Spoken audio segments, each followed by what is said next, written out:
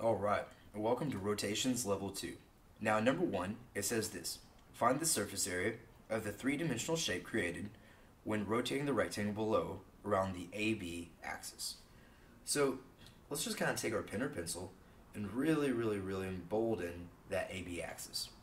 Now, what do you notice? Well, that axis is not going to move.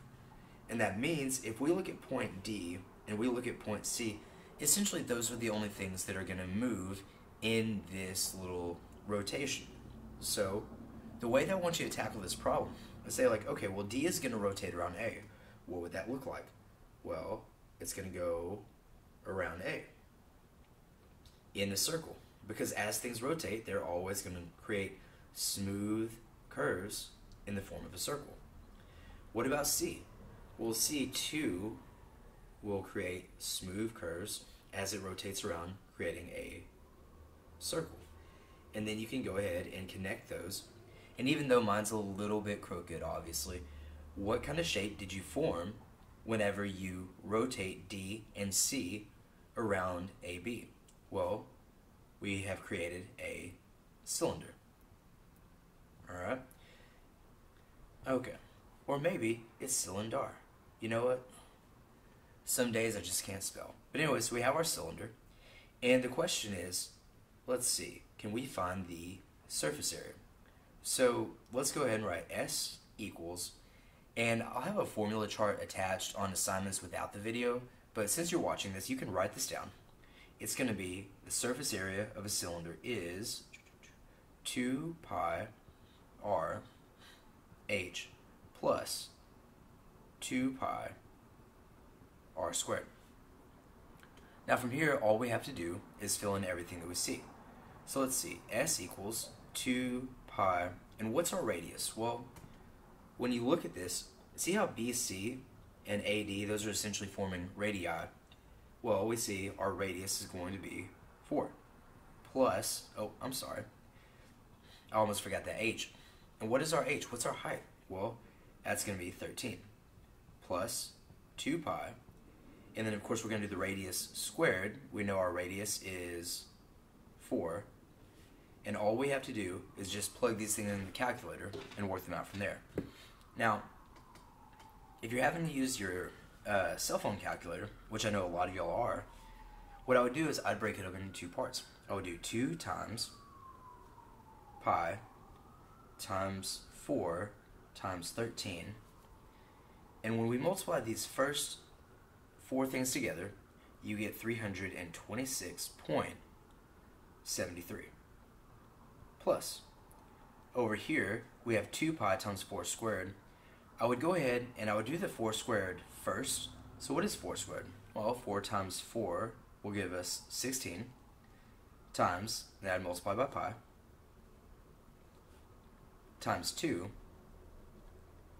and it turns out 16 times 2 times pi will give us 100.53. Now all we have to do is just add these two things together. So I'll go ahead and add that to the 326.73, and we'll get 427.26. Now remember, this is surface area, so our units will be in inches squared. Go ahead and pause this video if you need to finish writing down the notes, and we're going to go ahead and move on to example number 2. Alright, so we have our second example here. A rectangle is rotated around its length. What would the volume of the new three-dimensional figure be given a length of 7 inches and a width of 4.3 inches? Well, first things first, what do you think would be a great first step in order to tackle this problem? Well, we would want to go ahead and draw this problem. So I'll go ahead and I'll draw my rectangle right here.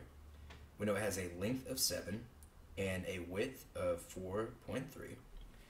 And let's pick this length right here, because it's only going to rotate around one length. And let's say it's going to rotate around that one. Well, kind of like in our previous example, we'll take this point and this point here, and we know that these are the only points that are going to rotate, and so you can even do a little bit nicer one right here. As this point continues to rotate around, it will just generate a circle endlessly. When I take this point and it rotates around, it too will also generate a circle endlessly. We connect these over here, and it's very, very clear that a rectangle that gets rotated will in fact form a cylinder. Now the question is, what is the volume of our new three-dimensional figure? So we have to know, what is the volume of a cylinder? Well, in this case, it's going to be pi r squared h, and it's a pretty simple formula. So we'll write this, v equals pi, and when you look at this, what's the radius? Well, it would be 4.3 squared times our height of 7.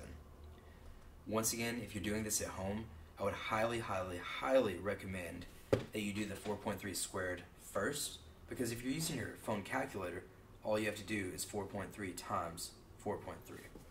So the next way you could rewrite this is pi times 18.49 times 7, and now you can type all that into your calculator just in the order that you see it. And this will give us 406.62, and in this case it will still be inches cubed. Remember, anytime you're taking the volume of anything, your units will be cubed.